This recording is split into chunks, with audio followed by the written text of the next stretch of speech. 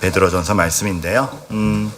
제가 좀 이렇게 가려고 그래요. 학기 중에는 우리가 다 함께 매일 성경으로 새벽 기도도 하고 읽어나가고 다락방도 하니까 주일 설교도 매일 성경 본문에 맞춰서 하고 있는데, 방학 중에는 이렇게 살펴볼 수 있는 것들을 주제를 잡아서 살펴보는 시간을 또 별도로 가지려고 합니다. 그 중에서 교회는 참 그런 것 같아요. 되게 익숙한 용어들이 많죠. 은혜, 할렐루야, 거룩. 근데 그게 뭐예요? 라고 물어보면 막막히 알겠지 잘 설명하지 못하는 것들이 또 많아요. 그래서 익숙하지만 잘 모르는 말들이 굉장히 많은데, 12월 한 달 동안에는 예수 그리스도의 오심을 이렇게 타겟을 맞추는 가운데 사전적으로 알아야 될 것 4가지 개념을 좀 알아보려고 합니다. 그래서 첫 번째는 오늘은 하나님을 기뻐하라인데, 말은 우리가 많이 합니다. 근데 뭐가 하나님을 기뻐하는 거지? 그리고 솔직히 이렇게 생각하시는 분들도 있을 거예요. 난 하나님이 안 기쁜데, 하나님의 존재도 모르겠는데. 아니요, 존재를 알아도 안 기쁠 수 있어요. 그런 점들. 그리고 하나님을 경외하라, 하나님은 거룩하시다, 사랑이시다인데 도대체 거룩이 뭐고, 거룩하다의 개념을 알아도 그게 나랑 무슨 상관이고, 하나님이 사랑하신데 어떻게 그러한 철두철미한 심판을 하실 수 있는 건지, 여러 가지 개념이 알듯 하지만 잘 모르는 것들이 있습니다. 그리고 우리가 늘상 이렇게 입버릇처럼 얘기하는 것들도, 예를 들어 할렐루야, 할렐루야, 하나님을 다시 한번 편집. 자, 다시 하나님을 찬양하라. 하나님을 어떻게들 이렇게 다 아세요? 근데 도대체 하나님을 찬양한다라는 게 뭔지 계속 노래를 흥얼거리라는 거예요? 아니면 솔직히 나는 찬양할 만한 마음이 생기지도 않는데 이게 명령으로 주어지면 너무 야박한 거 아닌가?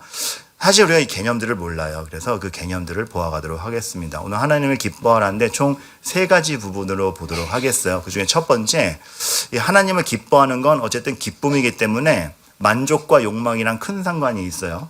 여기서 우리의 만족과 욕망에 대해서 좀 살펴보도록 할게요. 왜냐하면 우리 기쁨과 만족, 욕망은 같이 와요. 예를 들어 음식만 봐도 정말 좋은 음식 12첩 반상이 나왔는데 그 12개가 다 맛있으면 생각할 겨를 없이 우와 진짜 맛있다, 이렇게 설명할게요. 찬양이 그대로 나오지 않습니까? 그렇죠?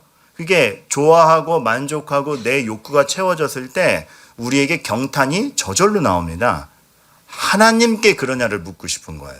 이론적으로만 우리 기뻐하라니까 기뻐한 줄 알지만 죄송해요. 그러니까 찬양할 때 주께 영광 또 코러스는 넣어요. 표정은 죽어가는데. 그러니까 이게 우리의 기쁨이라는 게 해서하는 거지, 진짜 그 영광과 기쁨을 알고 있는가 한번 좀 따져볼 필요가 있어요. 여기서 조나단 에드워즈가 얘기한 하나님의 영광과 하나님의 영광을 기뻐한다는 개념을 알아야겠는데, 조나단 에드워즈는 여러분들이 그래도 신앙생활을 하면서 한 번쯤은 얘기되고 알아두어야 될 인물이기 때문에 소개를 합니다. 미국의 대각성 운동을 일으켰던 장본인이기도 하고. 근데 조나단 에드워즈의 책은 너무 좋지만 너무 어려운 점도 있어요. 그래서 요 개념을 좀 알려드리고 싶은데 쉽게 정리한 게 없나? 감사하게도 현대 시대 목사님 중에 지난주에도 말씀드린 존 파이퍼 목사님이 에드워즈가 얘기한 하나님의 영광과 기쁨에 대해서 한 줄로 잘 요약한 게 있어요. 그래서 존 파이퍼 목사님이 어떻게 요약했냐면, 자, 하나님의 영광이라는 건 이겁니다. 내가, 성도가 하나님 안에서 가장 크게 만족할 때, 그리고 하나님께서도 그때 가장 큰 영광을 받으신다라는 거죠. 여러분, 하나님께 영광 돌린다라는 건 여러분들이 뭐 성공을 하고 뭐를 만들어가지고 이렇게 드린다. 아니요, 여러분. 하나님은 영광이 넘치시는 분이에요. 우리가 뭘 덧대어 드려야 영광 받으시는 분이 아니에요. 그러면 도대체 하나님께 영광을 돌린다라는 건 뭐냐라고 했을 때, 하나님 자녀로서 나는 아빠랑 같이 있을 때 제일 좋아가 아빠의 기쁨이 됐듯이, 다른 것이 아니라 다른 것 다 놓쳐도 하나님과만 있으면 내가 거기서 가장 큰 만족과 기쁨이 있습니다라고 할 때 가장 큰 영광을 받으신다라는 거죠. 오늘 읽은 말씀에서 그거에 대한 단서를 좀 볼 수가 있는데, 베드로가 이렇게 얘기하죠. 그 당시는 지금 핍박받는 시대였고, 베드로 전서도 기본적으로 핍박받고 잡혀가고 재판장에 가고 감옥 가는 시점에서 성도들에게 쓰여진 겁니다. 아주 실감나게, 그러나 너희가 의를 위하여 고난을 받는 게 복 있는 자다라고 선언을 해요. 우리는 의는 잘 모르겠고 고난은 피해갔으면 좋겠는 게 사실 우리의 기쁨 아닙니까? 그런데 하나님을 위하여 그 의를 지키기 위해서 고난받는 게, 그러니까 이거는 야 의를 위해서 참아라 이게 아니고 하나님께 충성하는 게 고난보다 훨씬 기쁘던데, 이 기쁨이 고난을 메우고도 남던데 나는 상태가 복 있는 자다라고 하는 거예요. 그러니까 하나님이 무엇보다 커서 고난은 방해가 안 되는.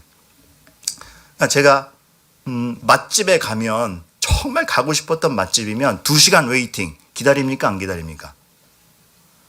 저만 그랬군요. 기쁩니다. 기쁘게 기다립니다. 아니 목적성이 있으면 기다릴 줄 아는 게 인간이에요. 그래서 그 인내의 시간 뒤에 와 겨우 먹을 수 있는 거지만 겨우 먹어서 희소성이 있는 거 아닙니까? 그거를 맛봤을 때 기쁨을 위해서라면 2시간 기다리겠다. 좀 성경적 비유로면 밭에 묻힌 보화를 위해서라면 집 팔아도 된다. 집 날아가는 게 문제가 아니라 이게 진짜 귀한 줄 알면 나머지는 충격파가 없는 거예요. 그렇게 지금 너희는 하나님을 여기고 있는가? 이거 묻는 거죠. 근데 여러분 이거 어려워요.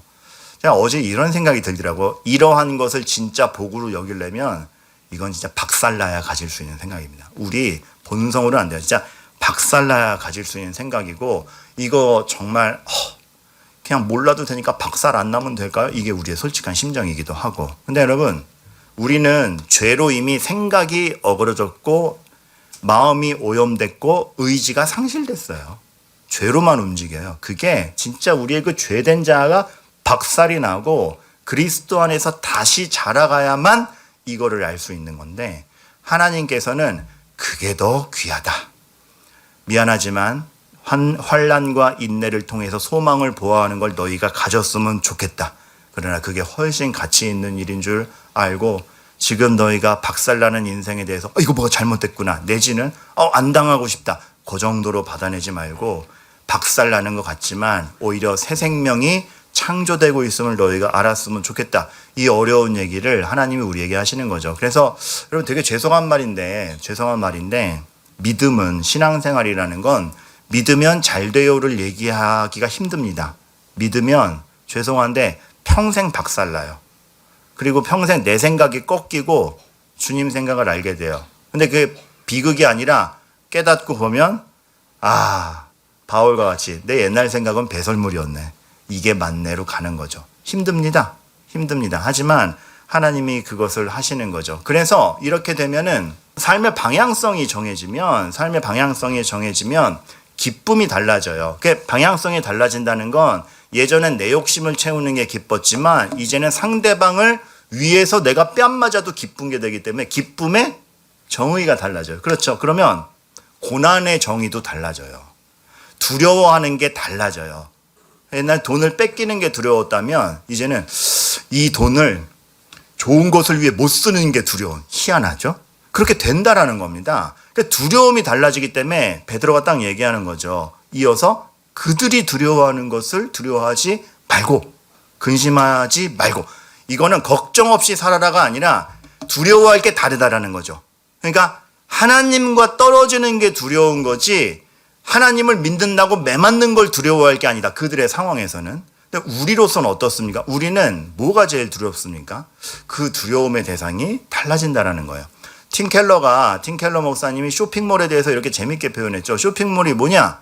소비가 너를 행복하게 한다라고 설교하는 곳이다. 쇼핑몰 관련 사업을 하시거나 오늘 백화점 가시려고 했던 분들 죄송합니다. 편하게 가세요. 팀 켈러의 예를 말씀드리는 거예요. 쇼핑몰이 그 전시가 되고 추구하고 거기에 딱 들어갔을 때 우리가 직관적으로 느끼는 것 중에 하나는 이거 사, 이거 필요해, 너 아직도 이거 안 샀어? 최신 폰을 써야지.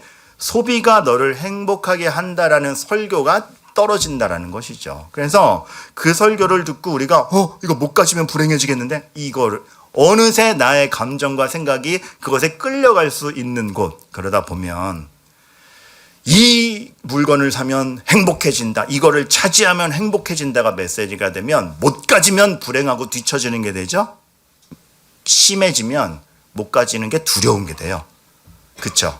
10대 애들에겐 구형폰 쓰는 게 공포잖아요. 너 그런 거 써! 라고 취급받는 게 공포인 애들이 있잖아. 이게 가치관이라는 게 정말 실제 삶에서 우리가 뭘 사랑하고 두려워했는지를 갖다가 아주 명백하게 드러나게 합니다. 근데 여러분, 저는 교회가 쇼핑몰은 이 역할은 그래서 되게 잘하는 것 같아요. 진짜 우리로 하고, 우리도 그거 사야 되는데, 우리도 그거 사야 되는데. 저 아직도 그거 생각나네요. 그 옛날에 제 딸 어릴 때, 그 이마트 몰 갔다가 4층 올라갈 때 눈을 가려야 돼요. 여기 토이저러스란 장난감 가게가 있는데, 그땐 눈 가려. 봤다 하면은 뭐 들어가면 이거 못 가지면 난 불행한 아이야가 되는 거예요. 그래서 거기 올라갈 땐, 이렇게 고개를 틀었어요. 아빠 봐봐. 그래. 여기 에스컬레이터가 있네요. 왜 그러는데? 뭐야. 너무 설득력 있어요. 그죠? 세상엔 그렇게 설득력 있는 게 많아요. 그런데 교회는 그래 반면에 이거 잘하고 있나요? 하나님이 없으면 두렵다는 거 진짜 잘 가르치고 있나요? 서원적으로 얘기하면 하나님을 경외하는 게 다음 주 주제인데, 하나님이 없는 게 두려울 정도로 우리가 하나님 사랑하게 만드나요? 아니면 사랑하고 있나요? 그만큼 하나님이 중심이라는 것을 얘기하나요? 생각해 봐야 됩니다. 그리고 우리에게 하나님이 정말 누군지. 그래서 베드로 사도가 뒤이어 이걸 얘기하는 거야. 그게 그냥 되지 않고 우리들의 심성으로 되는 게 아니고 그리스도를 주로 삼을 때, 그리스도가 머리 되었을 때 정말 그 은혜를 공급받아야 가능한 것이다. 우리 삶의 목표는 그리스도가 우리의 주인이고 그로 말미암아 생각하고 느끼고 그래서 거룩해지는 게 목적이다. 여러분, 지금까지 듣고 잠깐 중간 정리. 우리는 그리스도를 주로 삼아 거룩하게 되는 게 우리 삶의 목적입니까? 기쁨입니까? 아니면 그리스도를 도구 삼아 저거를 차지하는 게 목적입니까? 여러분이 대하는 그리스도는 그리스도를 주로 삼아 거룩하게 하는 그리스도예요. 그러니까 그리스도 자체가 기뻐요? 아니면 그리스도를 도구 삼아 내 원하는 것을 주시옵소서 해서 이거를 줘야 주인 자격이 있고 아니면 아니다. 우리 뭐죠? 이게 자칫 여러분이 기도하고 간구하는데 제약이 되지 않기는 바라요. 왜냐하면 우리 뭐든지 구할 수 있기 때문이고 우린 급한 거는 주님께 구해야 되기 때문입니다. 하지만 그거는 욕심으로 구하는 게 아니고 내 삶을 맡기는 입장에서 구하는 거잖아요. 그거를 뭐라 그러는 게 아니에요. 다만 우리 마음에서 그리스도가 주인인지 도구인지, 그래서 그렇게 사는 사람은 달라요. 기쁜 게 다르고 두려운 게 달라요. 그래서 넌 어떻게 그렇게 살아? 극진한 슬픔의 순간에 어떻게 그걸 견뎌내세요?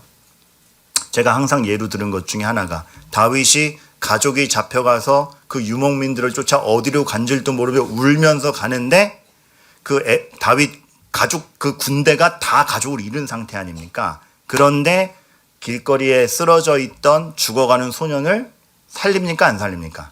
살리잖아요. 지금 우리 가족이 됐어, 죽었을지도 몰라, 야 그냥 가, 급해, 지금 반지라도 빨리 쫓아가야 돼, 가? 목적이어야 되는데 죽어가는 사람 하나를 살립니다.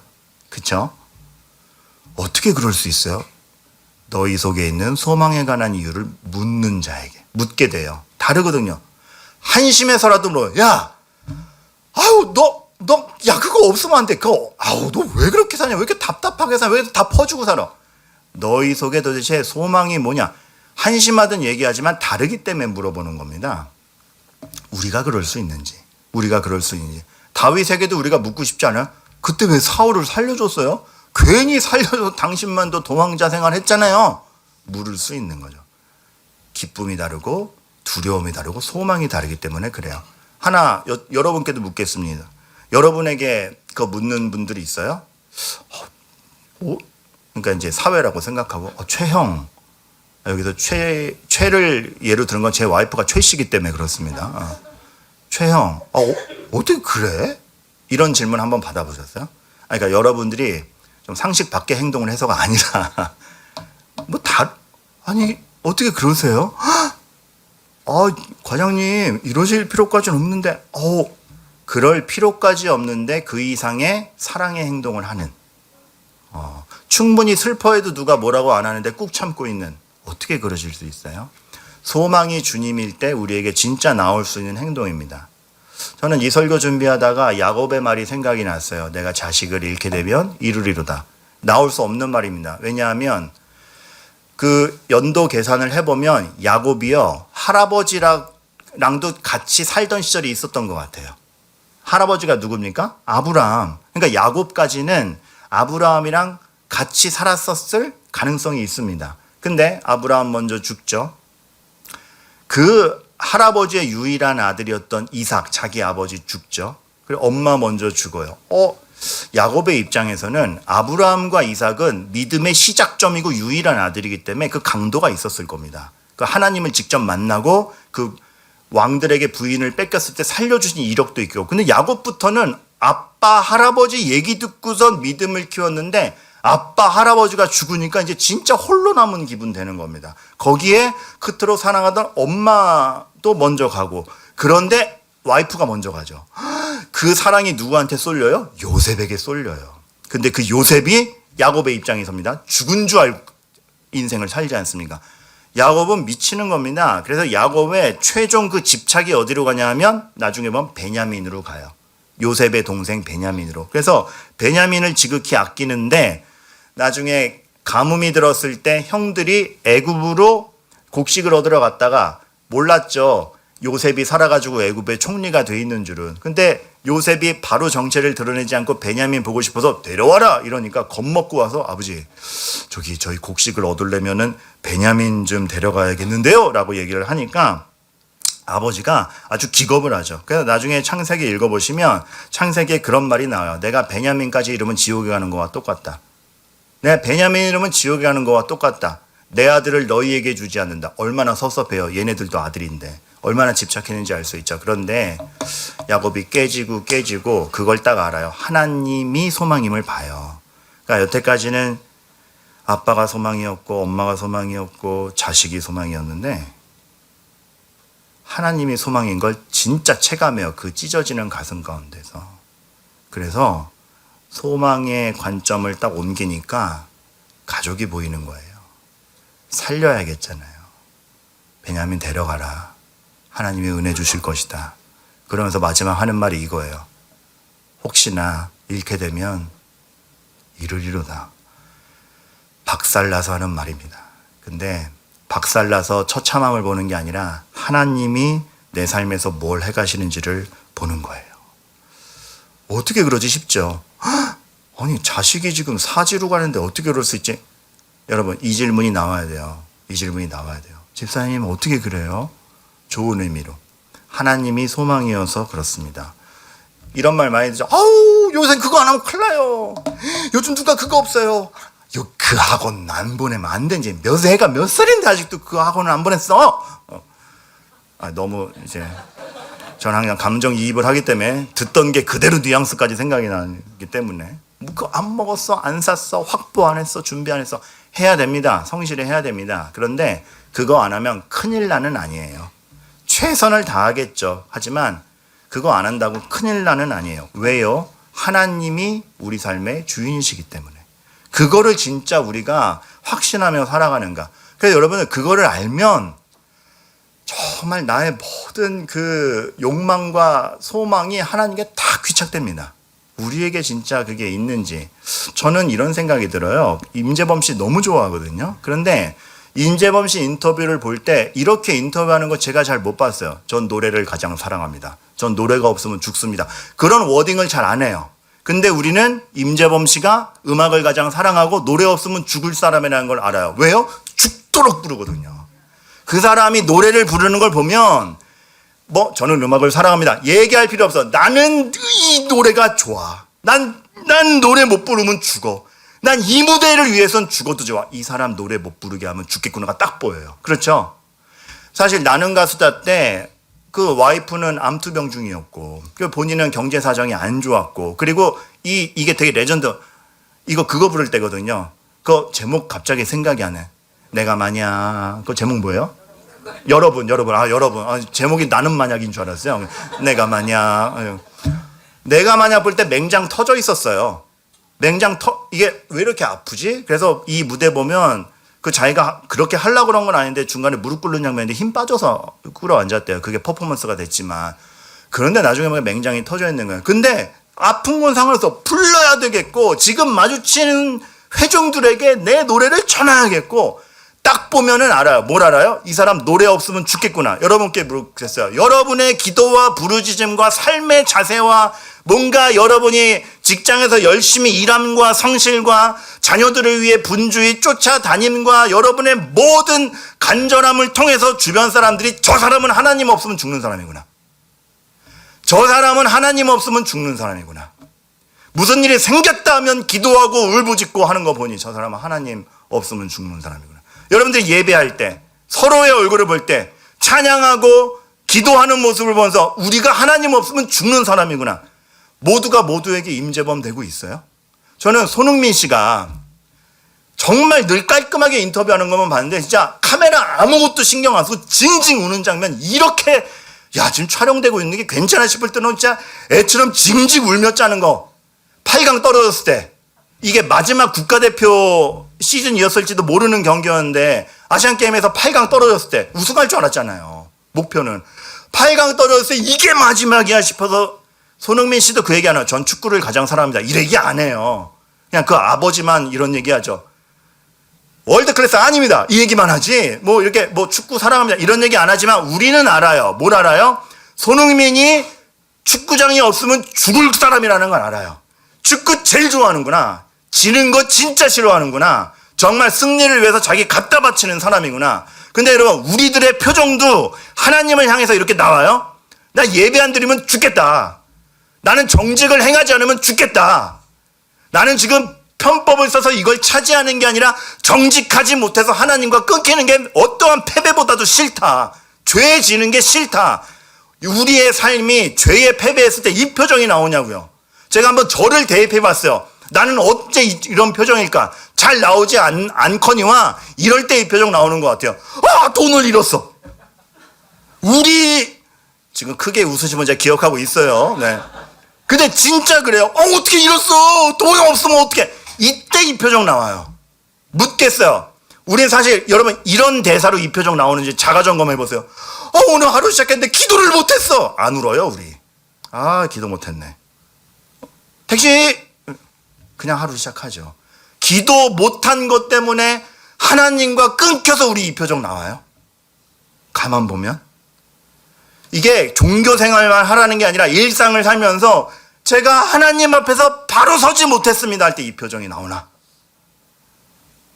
저는 설교하면서 여러분들에게 이 표정을 봐요. 오늘 설교가 왜 이렇게 길어? 은혜를 공급받기를 원해야지. 농담입니다. 근데 우리가 정말 하나님 앞에 하나님이 주시는 것에 대한 기쁨이 없어요.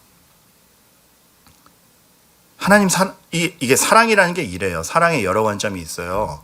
사실 우리는 죄로 오그라들었기 때문에 죄로 오염됐기 때문에 말씀으로 배워야 되고 정말 그리스도에게 접붙임을 받아야 되고 구원을 얻어야 되는 훈련의 과정이 있습니다. 그래서 납득이 안 되고 훈련이 되고 사랑을 배워야 되고 실천해줘야 되는 과정이 있지만 여러분 그 믿음의 여정 중에 여러분들이 진짜 하나님을 아버지로 확신하면 설명하지 않고 좋아해요. 설명하지 않고. 뭘 줘서 좋아하는 게 아니고 엄마! 하고 달려가듯이 지기 싫어! 임재범.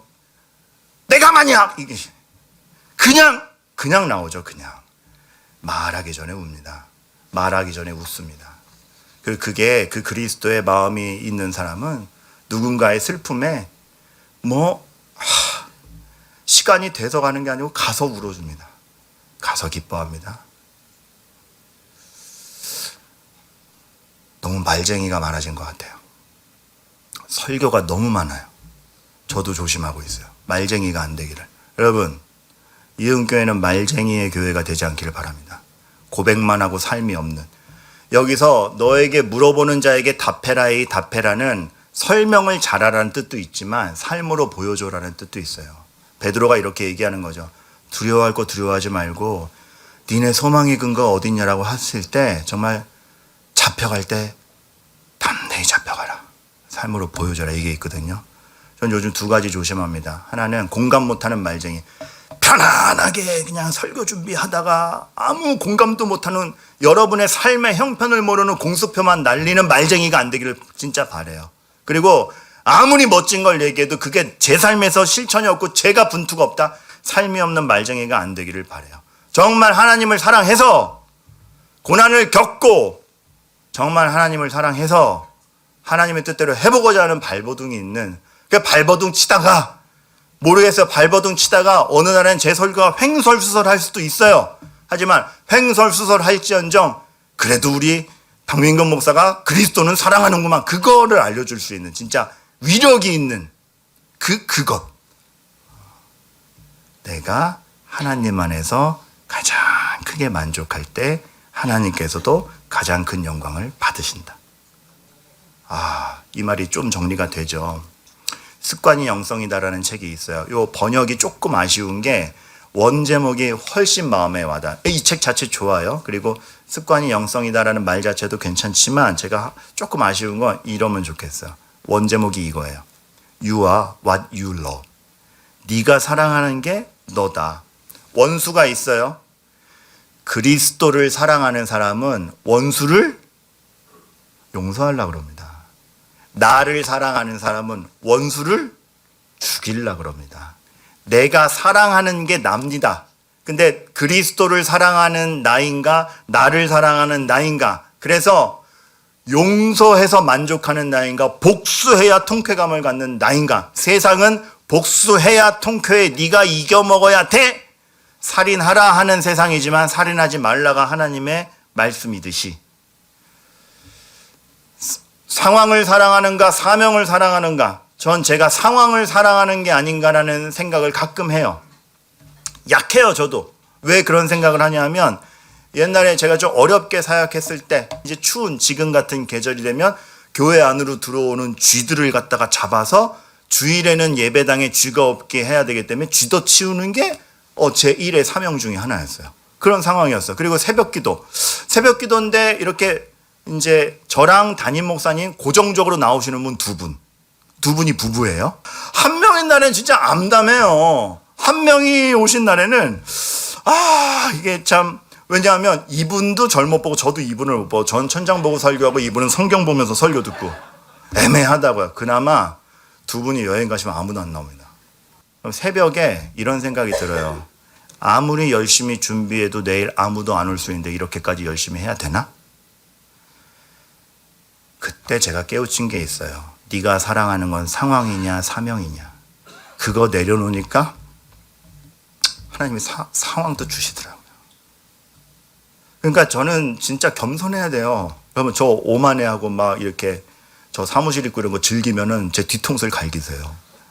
존댓말로. 담임 목사님 그러시면 안 돼요. 빵! 저 정신 차릴 거예요. 제 선배 목사님 교회에서 물었대요.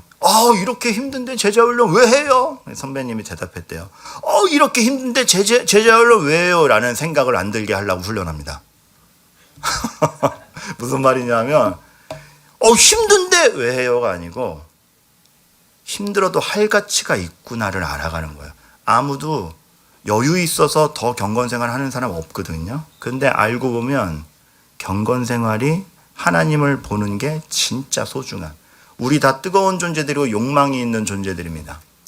옛날에 온돌방에 권사님들이 있는 그런 교회에서 사역한 적이 있는데, 제가 그날 권사님들 권사의 모임에 원로 권사님들만 계신 곳이었어요. 다 연로하세요. 설교하러 가기로 되는데 온돌방에 모여 계시다 그래서 저도 글로 들어가서 먼저 인사들 드렸어요. 근데 한 분 권사님이 허리가 너무 아프고 컨디션이, 몸살 때문에 컨디션이 처져가니까 누워 계신 거야. 평소에 명랑하시면 권사 말도 시키지 마, 너무 힘들어 막 이러고 계세요. 그래서 진짜 아프시구나. 움직일 힘도 없고 간식을 권했는데 안 드시더래요. 너무 아프시구나. 다른 권사님들이랑 얘기를 했는데, 다른 권사님들이랑 얘기를 하다가 이전에 이 권사님이랑 싸우고 나가신 분 얘기가 나왔어요. 근데 그분 이름이 딱 나오자마자 말도 시키지 마시던 분이, 내가 그 권사는 내가 정말 언제 한번 잡아다가 쪽질 거야, 이렇게 얘기하는데 말도 시키지 말라 그랬거든요. 그랬더니 막 다른 권사님들이 웃으면서 아무리 아파도 욕은 해. 우리의 열정이요, 죽어갈 것 같아도 나에게 손해보는 건 포기하지 않는 본성이 있어요.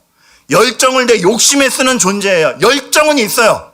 우리 진짜 열정이 있습니다. 아프다가도 내가 욕할 사람은 일어서서 삿대질 해야 되는 그만큼의 열정이 있는데 왜 그 열정을 삿대질했습니까?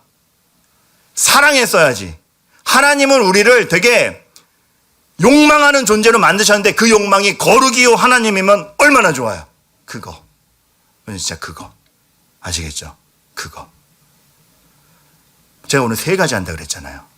근데 2번 나왔어요? 안 나왔어요? 어떻게 해요? 지금 56분인데? 여기서 제가 2번, 3번 다 한다. 욕망입니다. 오만한 욕망. 내가 준비한 건 다 해야겠다는 아집. 아니고, 하나님이 이렇게 시간을 끌고 온 데는 이 주제와 개념이 필요하기 때문에 여러분에게 이 개념만 싹 잘 넣으신 거라고 생각돼요. 제가 2, 3번 못한 거는 다음 주 경외하라 본문에 붙여서 할게요. 왜냐하면 사실 제목만 다르지 그게 그거거든요. 여러분에게 솔직하게 밝히는데. 하지만 여러분 이것만 알아주세요. 여러분의 사랑과 욕망이 어디를 향하고 있는지 정말 봅시다. 정말 봅시다. 그래서 우리가 오늘 마지막 찬양 이걸로 했으면 좋겠어요. 예수 우리들의 밝은 빛. 정말 예수 우리들의 밝은 빛이에요. 내가 빛이 아니에요. 예수가 우리의 밝은 빛이고 그 빛이 없으면 우리 죽어요. 그렇죠? 정말 그 빛을 열망하고 소망하고 주가 빛을 비춰주지 않으면 저는 아무것도 아닙니다 하는 마음이 진짜 있는지 여러분 오늘 들으신 말씀 생각하면 정말 유일하게 빛 되시고 유일하게 우리 영광과 찬양의 대상이 되시고 내가 바라봐야 될 대상이 되시는 예수 생각하며 우리 다 함께 부릅니다.